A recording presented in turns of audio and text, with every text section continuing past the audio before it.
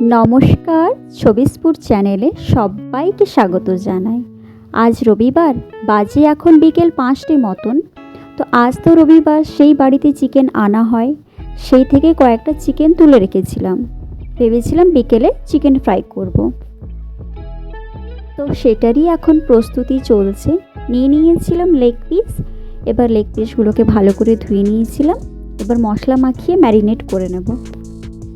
এবার দিলাম ভিনেগার, তবে ভিনেগারের বদলে লেবুও দেওয়া চলে। বাড়িতে যেহেতু ভিনেগার ছিল তো সেটাই দিয়ে দিয়েছি।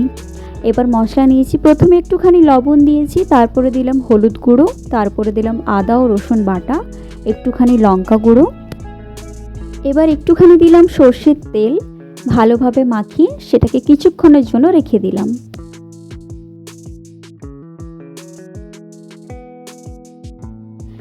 এবার এর মধ্যে দিলাম গরম মশলা এবং একটুখানি কর্নফ্লাওয়ার, ওটাকে ভালোভাবে মাখিয়ে নিলাম।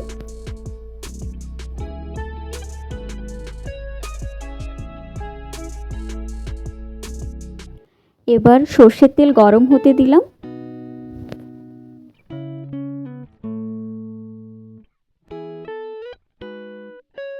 এই যে তেলটা গরম হয়ে গেছে, এর মধ্যে এবার চিকেনটা ভাজতে দিয়ে দিয়েছি।